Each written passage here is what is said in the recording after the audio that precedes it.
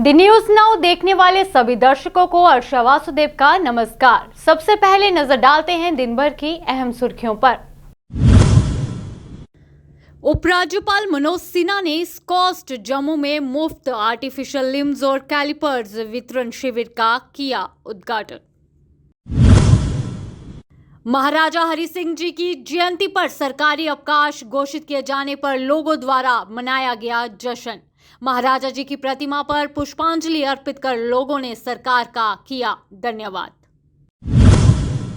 गुज्जर बकरवाल समुदाय के 500 से ज्यादा लोगों ने बीजेपी में शामिल होकर मोदी सरकार का समर्थन किया। महिलाओं के प्रति बढ़ा है जम्मू कश्मीर में अपराध का ग्राफ। एक साल में 15.62% बढ़े अपराध के मामले।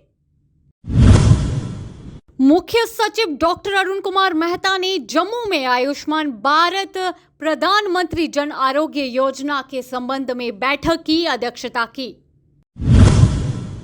अब समाचार विस्तार से। उपराज्यपाल मनोज सिन्हा ने स्वर्गीय डॉक्टर उत्तम चंद शास्त्री के जन्म शताब्दी समारोह को चिन्हित करने के लिए स्कॉस्ट जम्मू में मुफ्त आर्टिफिशियल लिम्स और कैलिपर वितरण शिविर का उद्घाटन किया। उन्होंने कहा कि चूड़ामणि संस्कृति संस्थान, श्री कैलाश वैदिक संस्थान और महावीर सेवा सदन द्वारा ये एक उल्लेखनीय, निस्वार्थ और नेक पहल है। उपराज्यपाल मनोज सिन्हा ने महाराजा हरि सिंह जी की जयंती पर सरकारी अवकाश की मांग पर सहमति जताई। इस मांग को लेकर आंदोलन कर रहे युवाओं में बेहद खुशी नजर आई। बीते कल जम्मू शहर में विभिन्न जगहों पर ढोल नगाड़ों के साथ युवा अपनी मांग पूरी होने पर जश्न मनाते हुए नजर आए। शहर के तवी पुल के किनारे महाराजा हरि सिंह जी की प्रतिमा के पास बड़ी संख्या में युवा एकत्रित हुए। यहां ढोल नगाड़ों और लोकगीतों की थाप पर युवा जश्न मनाते हुए नजर आए। युवाओं का कहना है कि इसी जगह में आंदोलन शुरू हुआ था तब प्रशासन ने तवी पुल पर 144 लागू कर दी थी। पुलिस ने कई बार उन पर लाठियां भी बांधी, लेकिन आज वे यहीं पर एकत्रित होकर अपनी खुशी का इजहार कर रहे हैं। महाराजा के दिन पर ये बड़ी देरीना मांग थी हमारी डोगरों की। हम संघर्ष कर रहे थे अलग अलग ढंग से। आज उस मांग को मान लिया गया। इसका रिजल्ट्स आपको देखने को मिलेंगे कि महाराजा वो महाराजा जिसने इंसाफ अपना धर्म कहा, उसने कहा मेरा धर्म इंसाफ है, जिसने यहाँ पर वो रिफॉर्म्स की जिनको गांधी जी ने बाद में किया, छुआछूत ख़त्म करने के लिए, विडोज़ की मैरिज अलाउ करने के लिए, और क्या क्या नहीं किया। अब लंबी कहानी है। और गोल मेज कॉन्फ्रेंस के अंदर 560 महाराजाओं के अंदर ये अनाउंस करना कि अंग्रेज़ों मैं पहले भारतवासी हूँ, उसके बाद महाराजा हूँ, और मेरी मांग है कि भारतवर्ष को आज़ाद कर दो, आप छोड़ दो इसको, ये महाराजा हरि सिंह ने कहा। तो इसलिए उसका अगर यहाँ से छोड़ी रियासत, सियासतदान जिस तरीके से यहाँ बातें करने लगे, उन्हें रियासत छोड़ी, तो भगवान राम के बाद महाराजा हरि सिंह है जिन्हें 14 साल का वनवास काटा, मरने तक वो वहाँ रहे। इसलिए ऐसी शख्सियत को याद करना, अगली बार की संतानें उनको याद कर सकें, बड़ा ज़रूरी था। डोगरा सदर साहब ने ये सब समझते हुए फैसला किया है कि हर साल 23 सितंबर जो उनका जन्मदिन है, ये सामाजिक न्याय दिवस के तौर पर मनाया जाएगा। और मैं आपके माध्यम से सारी जनता को और सारे नेताओं को मैं यहाँ मुबारकबाद देता हूँ, वहाँ अपील करता हूँ कि 23 सितंबर को 11 बजे इसी भवन के अंदर हम इकट्ठे हो रहे हैं उनको ट्रिब्यूट्स पे करने के लिए। इन्हें हमारी नौकरियाँ, हमारे रिसोर्स जो उनको महफूज करने की बात थी, वो तो इन्होंने हमसे छीने। अगर महाराजा साहब की सही श्रद्धांजलि, सही छुट्टी का मायने तभी होता है कि अगर महाराजा साहब के जन्मदिन पे आप छुट्टी कर रहे हो, तो जो महाराजा साहब ने हमें सेफ गार्ड दिए थे, जो उन्होंने अपनी दूरंदेशी के साथ जम्मू इस रियासत को बनाया था, उसको भी बहाल किया जाना चाहिए। रियासत को 2 हिस्सों में जो आपने तकसीम किया, उस ऑर्डर को वापस करना चाहिए। जम्मू कश्मीर लद्दाख को एक लड़ी में परोना चाहिए, और जो उनके हकूक़ जो हमारे उन्होंने सेव किए थे, हमें वो भी वापस चाहिए।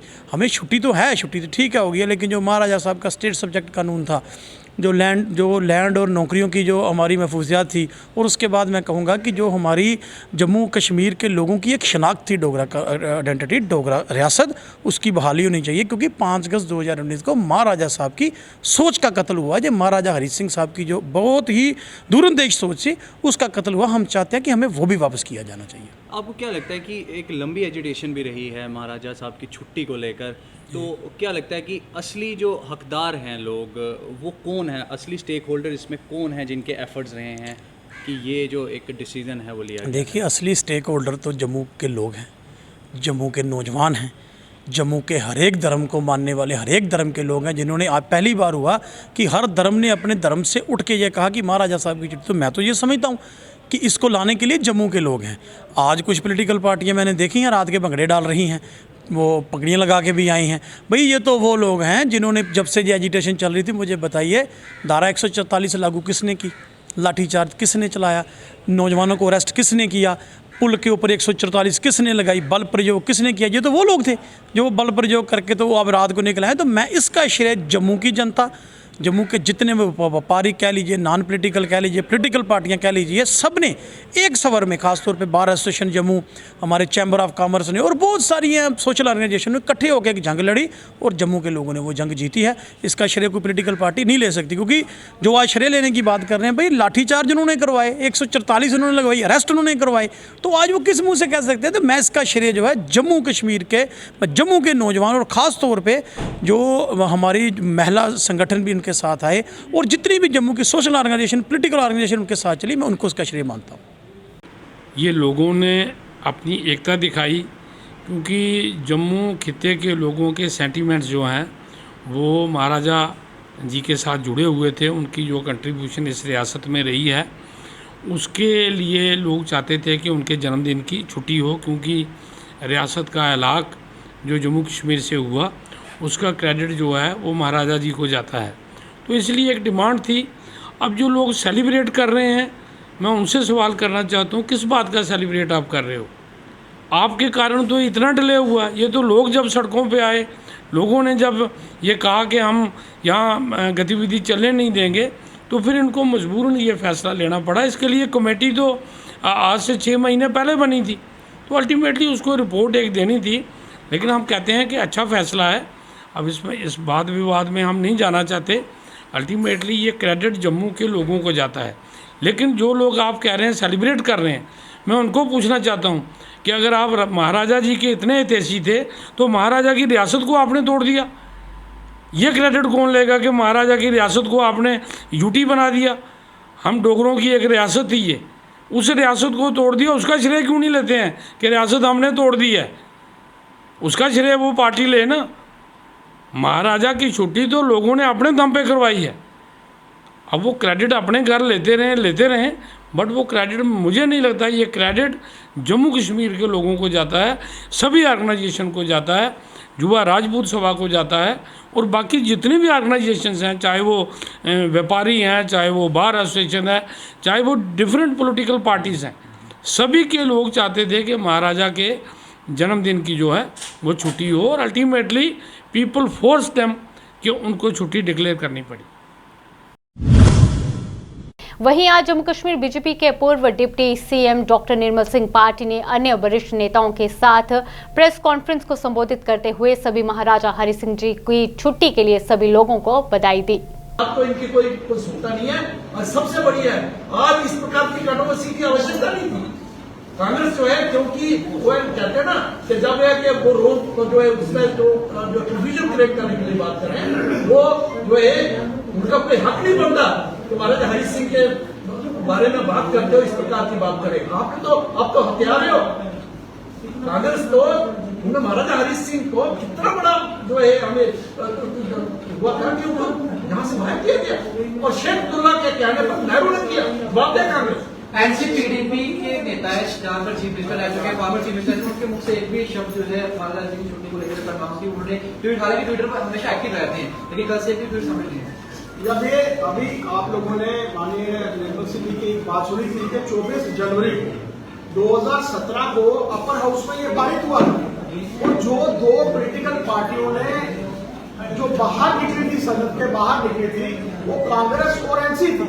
आज वो पार्टियां कैसे किस मुंह के साथ मीट करेंगी? उन्हीं के कारण। और उस वक्त अपर हाउस में पारित हुआ था। और अगर भारतीय जनता पार्टी को पीडीपी के साथ बाहर आना पड़ा तो कारण ये भी था, क्योंकि आने वाले हमारे डिप्टी चीफ मिनिस्टर साहब उस वक्त चाहते थे कि अपर हाउस में पारित हुआ है तो कैबिनेट में भी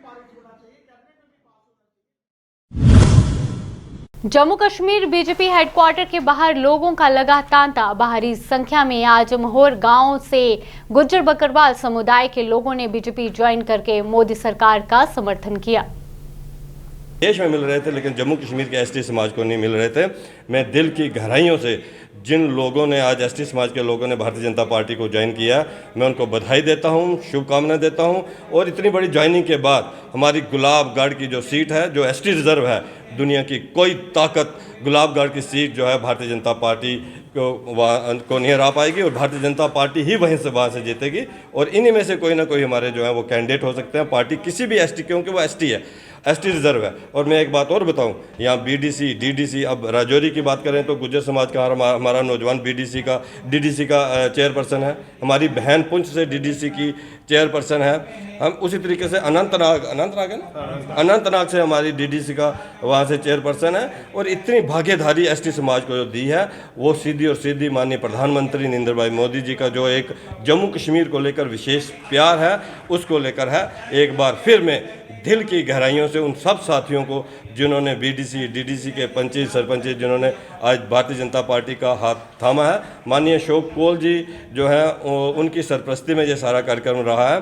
हमारे जो अभी ऑनरेबल मेंबर पार्लियामेंट खटाना साहब बने हैं वो भी इस कार्यक्रम में थे। और आखिर में मैं ये कहूँगा, जम्मू कश्मीर के लोगों को जो महाराजा हरि सिंह जी की जो छुट्टी हुई है वो एक बड़ी बात है। मैं दिल की गहराइयों से एलजी एडमिनिस्ट्रेशन का, माननीय अमित शाह जी का धन्यवाद करता हूँ और एक बड़ी बधाई जम्मू कश्मीर में महिलाओं के प्रति होने वाले अपराध का ग्राफ काफी बड़ा है। अकेले एक वर्ष में ही महिलाओं के प्रति होने वाले अपराध में 15.62% बढ़ोतरी हुई, जबकि बावजूद इसके आरोपियों को दोषित साबित करने में पुलिस नाकाम भी रही है। राष्ट्रीय अपराध रिकॉर्ड ब्यूरो की रिपोर्ट के मुताबिक जम्मू कश्मीर में वर्ष 2020 में महिलाओं के प्रति अपराध के 3,405 मामले दर्ज हुए, जबकि वर्ष 2021 में इनकी संख्या 3,947 तक पहुंच गई। वहीं अगर दर्ज मामलों की जांच की बात की जाए तो इन मामलों में सिर्फ 95 आरोपित ही दोषी साबित हो पाए हैं। मैं अपना कॉलेज भी संभाल रही हूँ और मैं जॉब भी कर रही हूँ।